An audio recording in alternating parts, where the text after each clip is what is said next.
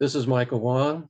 I'm the Vice President of Veterans for Peace, National, as well as the Vice President of the San Francisco chapter of Veterans for Peace, and I'm a co-chair of the Veterans for Peace China Working Group. I'm here today with J Noh. KJ is a scholar, journalist, and peace activist specializing in the geopolitics of Asia. He writes for CounterPunch, Asia Times, Peace and Planet News, and other publications. He's a South Korean Army veteran and a member of Veterans for Peace. And he's here today to talk about the latest developments in Asia. KJ, please go ahead. Thank you for being our guest. Thank you. Pleasure to be with you. I just want to bring up the fact that the United States is planning to open a Space Force command post in Japan. It has already established Space Force command posts in Hawaii and South Korea. The US military says that the purpose of the Space Force is for space operations and services such as missile warnings and satellite communications.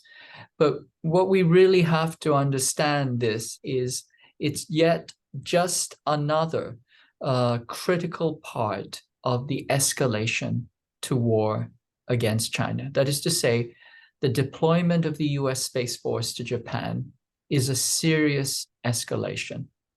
To understand this in its simplest terms, you understand that in combat, combatants always seek the higher ground in order to get a military advantage.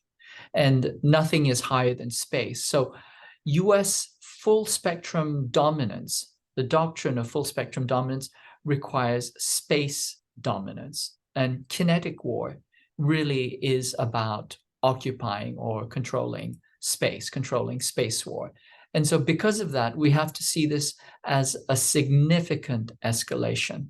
So if we talk about it in a little bit more detail, during the most recent US-South Korea military exercises, these are what we call Uchi Freedom Shield. There were 58,000 troops from 11 nations. There were 11 FTXs, field exercises, which were rehearsing the invasion and the decapitation of North Korea. And this is extraordinarily belligerent. It is something that North Korea considers extraordinarily hostile and literally a rehearsal of an existential threat to them. But for the first time in the Uchi Freedom Shield exercises, the US Space Force was a participant. And because of this, most observers expected North Korea to react to this belligerent escalation with a missile launch. But North Korea did not do that. Instead, what it did was it met with Putin, the Russian leader, at the Russian Roscosmos Space Center. And this is a very clear, symmetrical signal that they too are ready to escalate war into space. Now, it's important to understand that North Korea actually already has the upper hand over South Korea in satellite and missile launches. North Korea is some kind of primitive backwater. They're very, very technologically advanced. They also most recently tested the Hwasong-18 ICBM. And this is expected to have a range that can hit the US mainland. Ted Postol, the MIT engineer, has argued, and convincingly, in my opinion, that the Hwasong-18 ICBM is probably a Russian Topol-M clone. That's a Russian Topol-M intercontinental ballistic missile that has simply been cloned in North Korea. Now, if that's true, that already disrupts the strategic equation. Now, if there is further Russian technical exchange or support, North Korea could qualitatively shift the strategic balance on the peninsula, not simply strategic, but also in space. That is to say, the kind of overmatch that the United States and South Korea have on the peninsula could be completely shifted. We would be in a completely different ball game, and we would be in a much, much more dangerous military strategic situation. So once again, the meeting between Putin and Kim came immediately on the heels of Shoigu's visit to Pyongyang. And the mainstream media has been framing this as Russian desperation for North Korean shells, 155 millimeter shells. In my opinion, that's just projection. It's the United States and it's NATO that was desperate for South Korean shells. And South Korea did send 300,000 that it claims that it was lending, and it sent it roundabout by way of Poland, etc. But I think this is projection on the part of the United States and on the part of the mainstream media. I think the meeting between Putin and Kim signals a serious strategic shift. It signals that North Korea has essentially given up on engagement with the United States. And it signals that there is major strategic counterbalancing against NATO and US aggression. From the part of Russia, it's seen as a kind of horizontal counter-escalation. It's a rebalancing of the strategic equation. And among other things, I think it's designed to send a message to South Korea to rethink its position and its support of NATO against Russia. On the other hand, from the standpoint of North Korea, clearly it is tightening its relations with Russia. It already has strong relations with China. North Korea is the only country on the planet that China has a military alliance with a mutual defense treaty with. And it's also important for us to note that North Korea attempted for 3 decades to engage meaningfully with the United States in order to try to normalize relations. They've been trying to get a peace treaty since 1953. And since the 1990s, they've been trying to normalize relations with the United States. And they put a lot of things on the table in order as a gesture of good faith, in the hopes that the United States might come back with something meaningful. What we do have to note is that the United States deceived North Korea at every turn. Every agreement, I'm talking about the agreed framework, the 6-party talks, the Leap Day Agreement, the Singapore Summit, every single agreement was undermined simultaneously or immediately by the US after signing.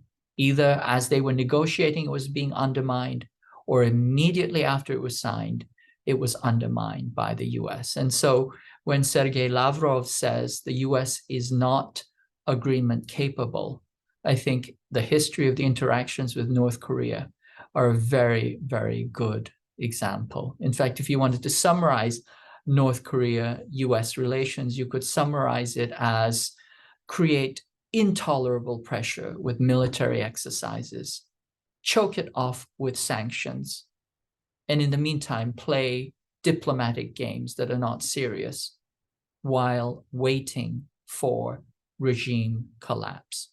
Essentially, this is what strategic patience and all the other game playing amounts to.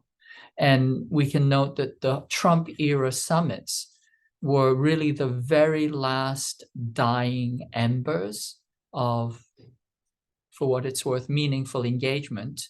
And it flared up promisingly for a short, brief moment. But with John Bolton's undermining of the Hanoi summit, any chance of meaningful diplomacy was snuffed out. And so now we are in this situation.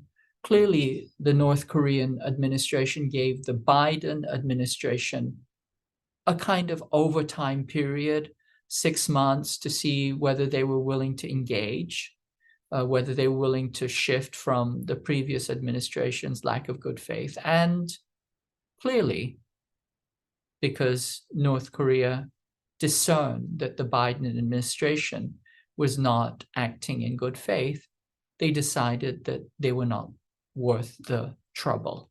Essentially, North Korea has shifted out. It is no longer holding any hope of engagement, meaningful de-escalation, meaningful diplomacy with the United States. It's clear that Biden is dead set on escalating to war with China. And North Korea understands that it has always been the stalking horse for China, the pretext for escalation against China. And it also understands that the Korean Peninsula has always been a beachhead for full-on kinetic war against China. Now, aggression against China or invasion of China from sea powers has always involved Taiwan and Korea simultaneously. That's true for 1592, 98. It's true for 1894, 95. It's true for 1950. Historically, there is a pattern. So in this situation, either North Korea or Taiwan will be likely triggers for war. And each one will pull the other into a double envelopment, anvil and hammer, if you will. And the entire first island chain, which is now being turned into a wall of offensive missiles, it's being prepared for dispersed, diffused, distributed, swarming standoff, missile warfare. This is the third offset, the fourth offset. All of this has already been put into place. And we know that NATO will be setting up office in Japan very shortly. We know that NATO and EU countries now routinely participate in US Pacific exercises. And we also know that Japan and South Korea will be the shock troops in the first wave of proxy war against China. South Korea has enormous military manpower and land warfare capacity. Japan has extraordinarily advanced, powerful naval and logistical capacity. Soon it will have the world's third largest military budget. And once again, Japan, for its part, it is comfortably back on its track of unrepentant militarism. This has been a 70-year dream of the LDP, a ruling party. Remember, Shinzo Abe, one of the last things he did was take a flight on a Japanese fighter jet that had the number 731 written on it. 731, if you recall, was the number of this. 731, if you recall, was the number of the Japanese unit that did medical experimentation, crimes against humanity on Koreans and Chinese and Okinawans, etc. So we know that this kind of extraordinarily belligerent, violent ideology never went away. In fact, Shinzo Abe's, one of the things that he did was to flout these atrocities as if they were something to be proud of. And as for South Korea, we should always remember that South Korea has fought for the United States as a dutiful US proxy. For example, in Vietnam, it sent 320,000 troops, the second largest troop deployment. And after 1972, the Vietnam War was essentially fought by South Korea. It was a proxy war, and the ROK military was a larger presence in Vietnam than the United States itself. So South Korea is the kind of proxy that the US will mobilize in its war against China. It has always played that role. It has extraordinary military manpower, 3.7 million troops, if you include reserve troops. And of course, the United States still has complete control over South Korea's military under conditions of DEFCON 3, which it can declare immediately. The US has operational control over South Korea's military, and that is an extraordinary force multiplier and also an incredible moral hazard on the part of the United States that makes it very, very tempting for the United States to wage war against China using Korean troops. Now, one of the things that we have to note also is that North Korea is not unaware of all these movements, and clearly North Korea has definitively recast their lot with Russia, and it too will focus on strategic and tactical military escalation to match anything that Japan and South Korea are doing, what I refer to as JACUS, Japan, Korea, US alliance. So it will cooperate with Russia and with China and possibly Iran. And so now what we're seeing is anything that South Korea or the United States does in the region is being matched tit for tat by North Korea. As I mentioned, the Space Force is being matched by North Korean overtures to Russia's space center. Clearly, when the United States started to port and posture a strategic attack submarine in South Korea, North Korea rolled out its newest Romeo-class strategic attack sub as well.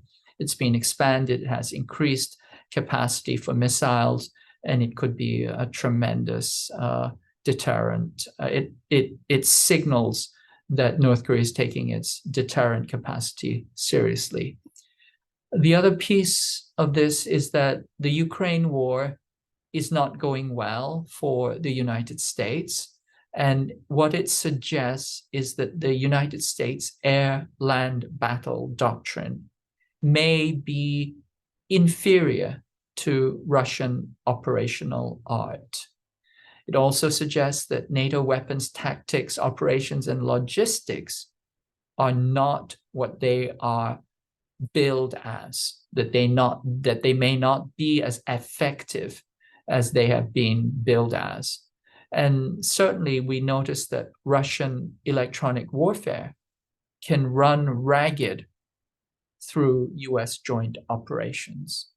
And of course, it's very clear that industrial production capacity matters in an industrial war. These are some serious discoveries from the war, the proxy war in Ukraine. But I think these are facts that the United States has not fully come to grips with. So even as it continues to escalate blindly to war against China, it has not fully digested the lessons and the dangers of further escalation based on its failures and its defeats in the Ukraine proxy war. So currently at the current moment, 3 decades of North Korean goodwill and engagement are gone, vanished. It's over. As is Chinese trust in US willingness to de-escalate. It's clear that the United States is playing a Jekyll and Hyde game, good cop, bad cop, pretends to engage, and then it turns around immediately after and does something hostile, escalatory, and very, very dangerous. And so right now we're in a very cold, dangerous, and deadly place in the Pacific. I believe this is more dangerous than any time since World War II. In fact, I would go so far as to say that the die is cast for world war, both in Europe and in Asia. And I think the best thing that we can hope for, unless there's massive resistance inside the center of power, is that the best we can hope for is a temporary reprieve while the US ruling elite digests and ruminates on the lessons of Ukraine. But what I'm most afraid of is that ambition is the fool's reward for failure. Failure is a very hard pill to swallow. And therefore, I am afraid that there will be more escalation to a two-front war, and this could very easily result in nuclear war.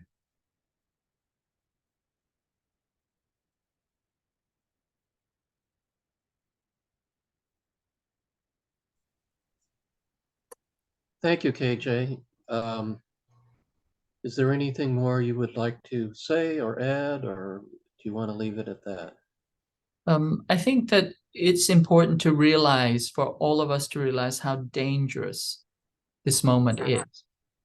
We know how dangerous it is because we know we're very, very close to war, because not only the escalation, the constant wargaming, and the tenor of the wargaming is different than it was before. We also know this from the way that the information warfare has escalated. And we can also see that there are serious attempts to prevent any peace activism. That is to say, anybody who resists war, anybody who is criticizing the possibility of war, now is being immediately shut down as a Russian agent, as a Chinese agent, as an enemy agent. And when we reach this level of hysteria, what we know is that this is essentially a precursor or a preparation for kinetic war. That is to say, before the infantry goes in, you send in air and you knock out all the counter battery capacity.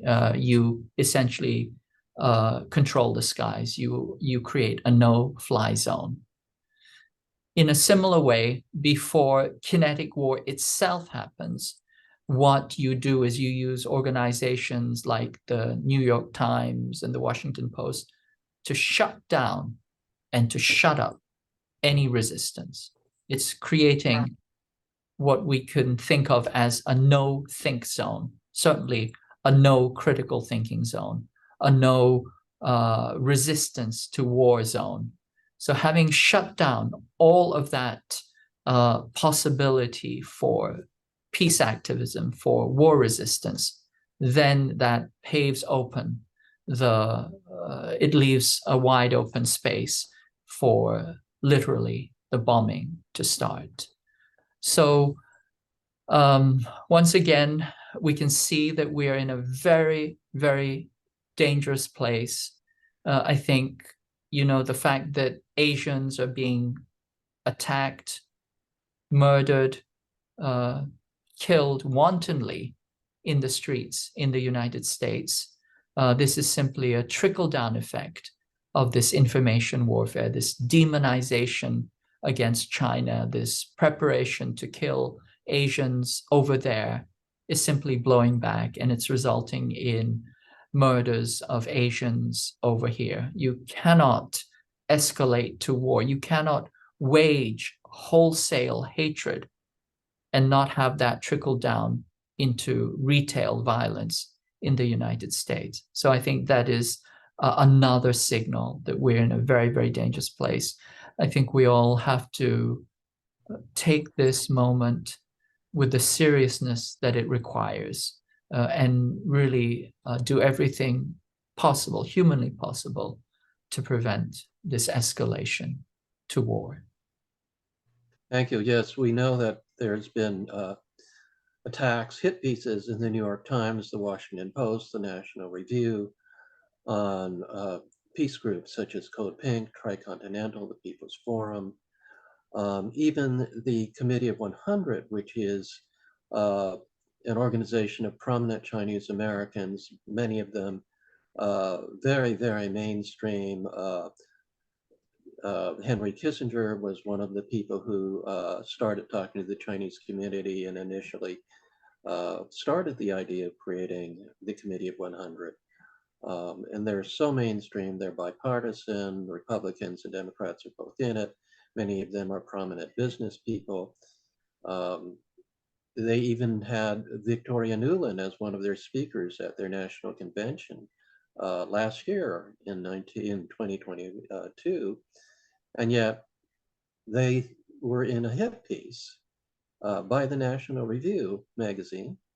And even they cannot escape the crackdown on Chinese Americans, on peace. Other people like Henry Lang, Chinese American peace activist, was arrested and charged with being essentially working for the Chinese government. Other, Code Pink and other peace groups were accused of repeating Chinese talking points. There's a very serious crackdown on, anybody who advocates peace with China at this point in time. Even doesn't matter whether you're white or you're Chinese or anything else. If you advocate peace with China, you are in danger. And that's just the trickle-down effect, the collateral damage at home. You're absolutely correct, Mike. It is no longer permissible to oppose war. That tells you how far we have advanced into the escalation towards war. Certainly, it is no longer safe to be Asian in the United States, certainly not Chinese. I think that anybody who's Asian is at risk. And the Committee of 100 is actually quite interesting because they remind me of the Finzi Continus. This is a film about a very wealthy, aristocratic Jewish family on the eve of the Holocaust, living in Italy. And, they thought that they were so wealthy, so powerful, so aristocratic, so cultured that somehow they would be harmed. They would be saved from harm. And of course, that was not the case. The Nazis came for everybody. It didn't matter who you were, how powerful you were, how cultured you were, how wealthy you were. It didn't make any difference. And I am afraid that it does not make any difference now for Asians and Chinese. Doesn't matter how well you have adapted. It doesn't matter how educated you are. It doesn't matter how much you have contributed to the country. In fact, those people who are highly educated and who have contributed immensely have actually been put under surveillance or, have been indicted. So I think that we're in we're in a very dark place. We're in a very dangerous place, and I think that really what we have to do, and everybody has to do this together, is we really have to step up and do everything possible to prevent war and to call out the warmongers. We know who they are. It's a very specific group of people out of CNAS, a neocon formation out of the Center for New American Security. They're the inheritors of the Project for a New American Security. They want to maintain US hegemony at any cost. They're perfectly willing to wage war. In fact, they want to pivot out of Russia and start war with China. Russia was supposed to be simply an appetizer, an amuse-bouche, if you will. It's gotten a little stuck in their craw. And so now they're trying to pivot away from the tar baby and escalate against China. There seems to be a minor kind of regrouping as they're trying to recalibrate for eventual war with China. But make no mistake, I believe that this group is very, very determined. All you have to do is listen to what Eli Ratner or Kurt Campbell or some of the other brass of this administration are saying, and it's unmistakable what is coming down the pike. Okay, thank you. Yes, and the fact that even white peace activists and white peace activist groups are being targeted makes it very scary that nobody is safe. You know, first they'll come for the Asians, then they'll come for the white peace activists, and who knows who's going to be next. Okay, shall we leave it there, or do you have anything else you'd like to add? Yeah, well, I just want to say that, you know, the only safety is in taking action. If you don't take action, I believe that you will be consumed by your own fear and paralysis. You will end up traumatized permanently. And at the very least, you will have moral injury. So I believe that the most important thing right now is for people to speak up and take action. I agree. Thank you, KJ. Thank you, Mike.